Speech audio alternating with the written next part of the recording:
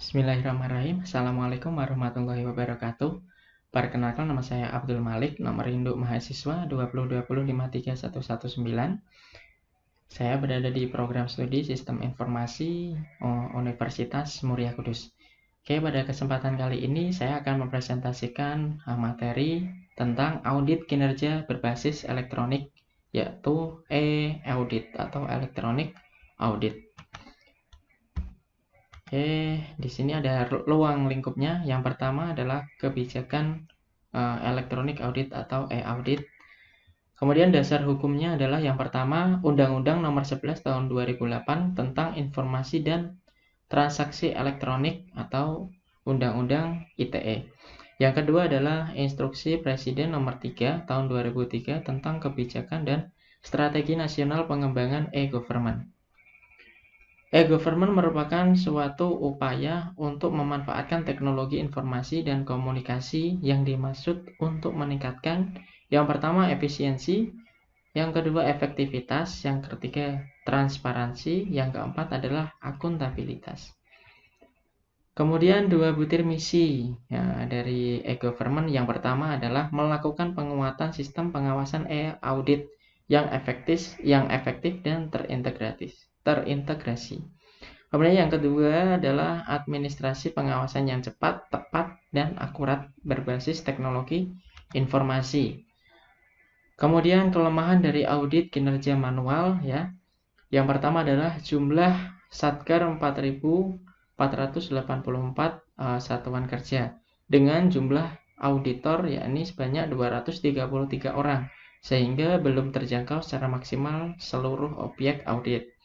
Kemudian yang kelemahan yang kedua adalah penetapan bobot nilai kegiatan yang ditinjau dari 4 perspektif BSC atau Balance Scorecard. Ketika FGD berbeda bagi setiap auditor sehingga masih cenderung subjektif.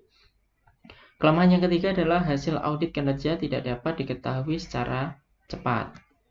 Kemudian yang perlu diketahui, apa sih itu electronic audit atau e-audit?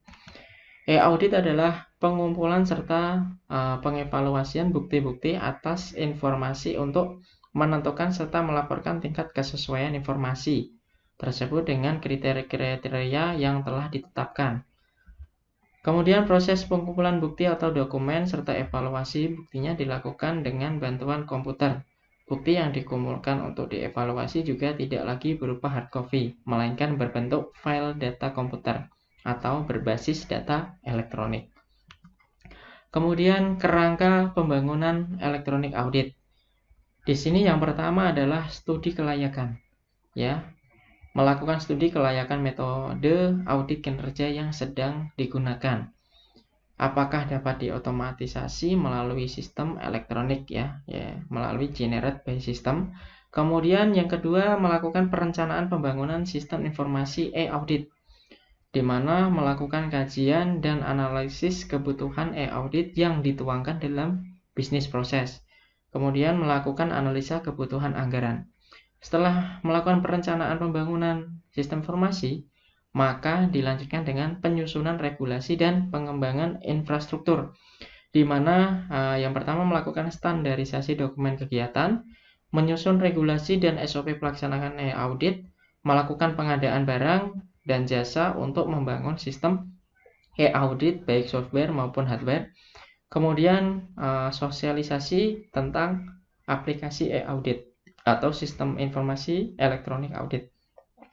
Melakukan sosialisasi kepada auditor ya dalam mengunduh dokumen dan menggunakan SIMWAS. Kemudian melakukan sosialisasi kepada audit untuk melakukan upload data secara elektronik. Solusi penerapan e-MPA dalam pelaksanaan e-audit. Yang pertama adalah penanggung jawab. Sekjen menunjuk penanggung jawab pengelola e-MPA di tingkat eselon 1 pusat. Yang kedua, penganggaran honor, mengusulkan penganggaran honor pada SPM ke Kementerian Keuangan. Yang ketiga, tugas dan fungsi, mengusulkan operator e-MPA menjadi jabatan fungsional tertentu atau JFU yang tugasnya masuk dalam penilaian SKP. Yang keempat adalah infrastruktur jaringan dan hardware.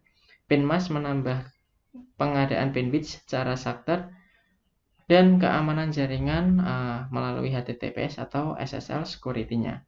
5. Penambahan menu dalam EMPA. Penambahan menu upload dokumen, pelaporan, pertanggungjawaban kegiatan. Di sini nanti akan terlampir. Kemudian tujuan implementation e-audit. Yang pertama, dapat memperoleh informasi kinerja Satker secara cepat dan akurat.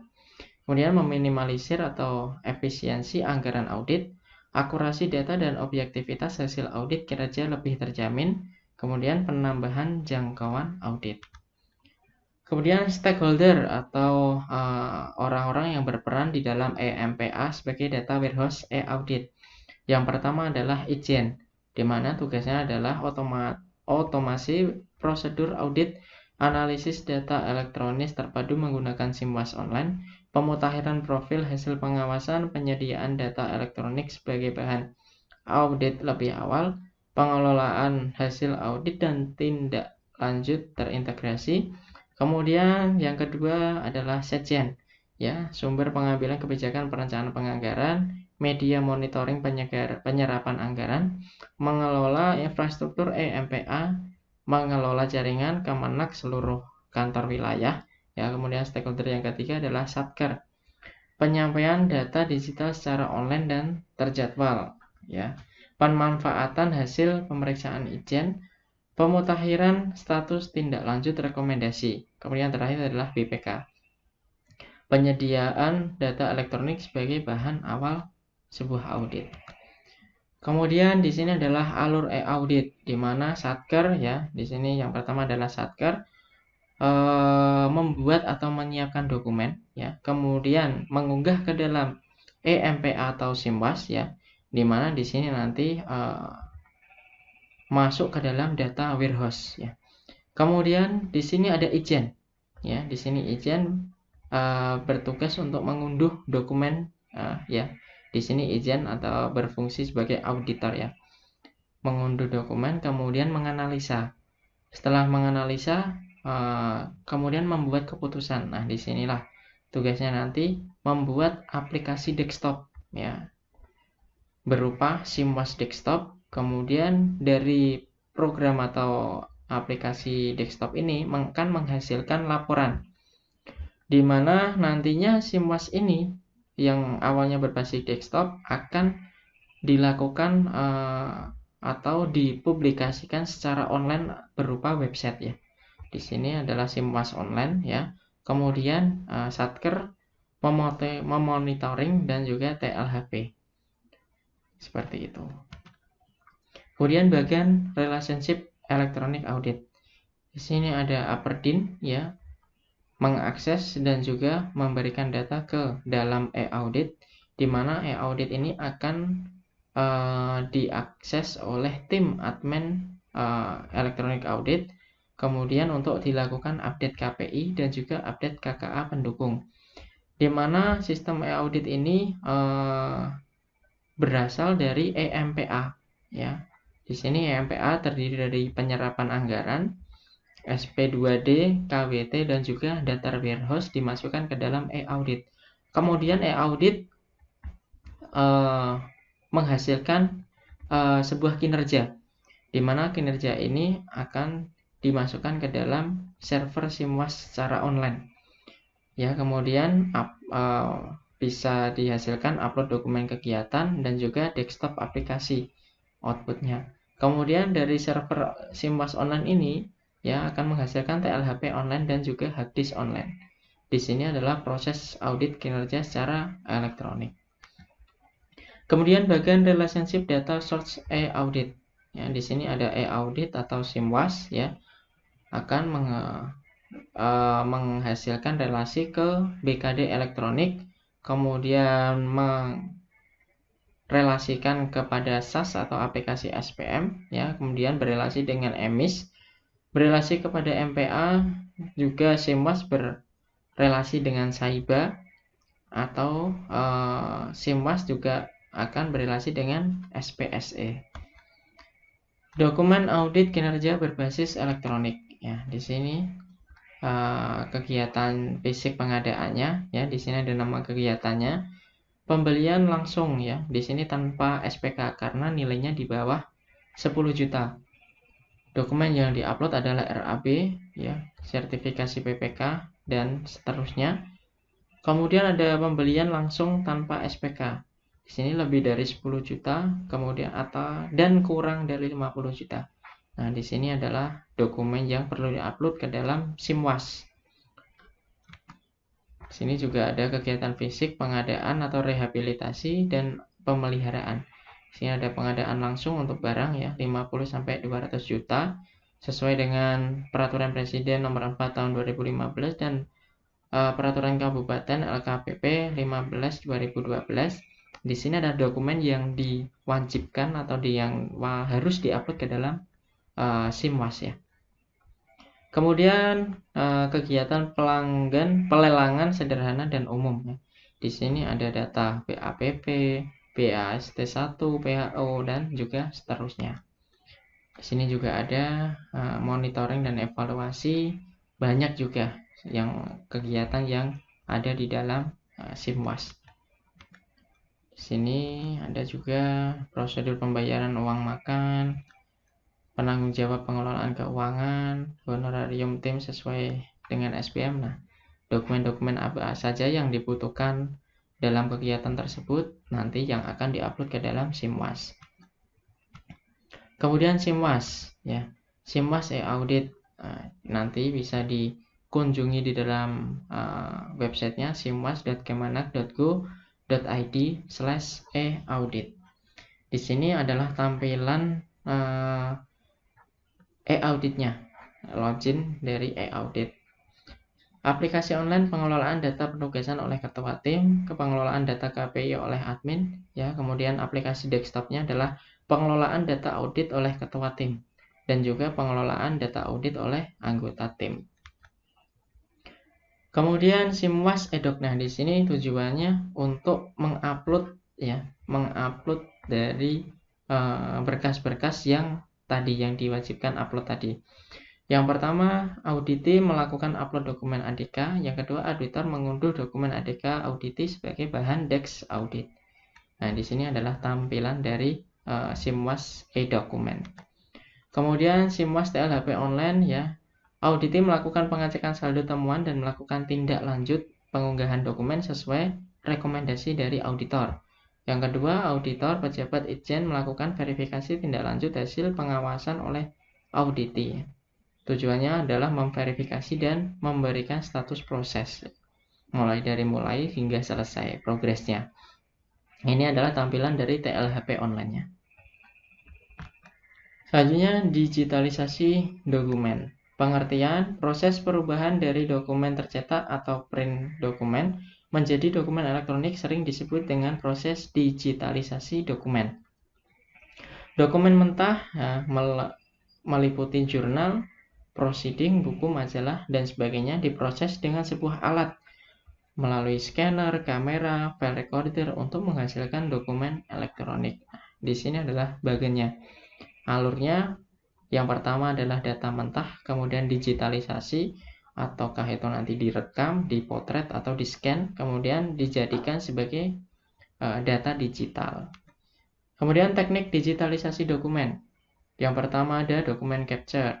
Perubahan format dari bentuk asli, dari buku, film, audio ke digital. Misal dengan cara di-scan secara manual dengan scanner. Kemudian yang kedua, dokumen manajemen. Proses pengelolaan koleksi digital bisa dirubah dari jenis file doc menjadi sebuah PDF. Di sini proses digitali dokumen yang awalnya berupa printout ya, yang berupa sebuah fisik, kemudian di-scan atau dirubah menjadi sebuah gambar, kemudian dimasukkan ke dalam file ya. Kemudian dimasukkan ke dalam folder box ya. Kemudian selanjutnya dari hasil scan ini digitalisasi untuk memudahkan pencarian dalam sistem maupun tempat fisik. Kemudian selanjutnya disimpan ke dalam sebuah alat penyimpanan, baik itu DVD, flash disk ataupun di cloud ya. Kemudian, nah ini user yang terakhir adalah dokumen bisa dilihat dimanapun dan di kapanpun yang kita mau. Kemudian kebutuhan digitalisasi dokumen. Komputer dengan hard disk dan memori yang cukup, kemudian scanner dan driver sesuai dengan merek scan, Adobe Acrobat untuk melihat format PDF atau membuka dokumen dengan format PDF, kemudian software untuk mengkonversi atau mengubah file dokumen ke dalam format PDF portable dokumen, baik itu PDF Adobe Reader ataupun Nitro dan sebagainya. Kemudian software atau aplikasi Microsoft Word dan lain-lain untuk mengkonversi secara langsungnya. Mengapa harus PDF? Karena untuk mempertahankan tampilan dan bentuk sesuai dengan dokumen asli atau legal issues. Dimana jika filenya berupa PDF, maka kita tidak bisa mengedit kecuali kita menformatkannya ke dalam bentuk format yang lain dulu. Misal dari PDF kita rubah ke dalam bentuk Excel ataupun ke dalam Microsoft Word. Nah, itu baru kita bisa edit. Kemudian memiliki kemampuan tamu kembali atau search secara full text. Memiliki fasilitas untuk security, software untuk membaca Di sini ada free Adobe Acrobat. Kemudian ada standar de facto. Nah, di mana salah satu standar dari dokumen elektronik adalah memiliki ekstensi PDF atau berformat PDF. Nah, berikut adalah materi yang bisa saya jelaskan mengenai tadi audit kinerja berbasis elektronik atau elektronik audit. Demikian presentasi dari saya. Sampai ketemu lagi. Akhirul kalam. Wassalamualaikum warahmatullahi wabarakatuh.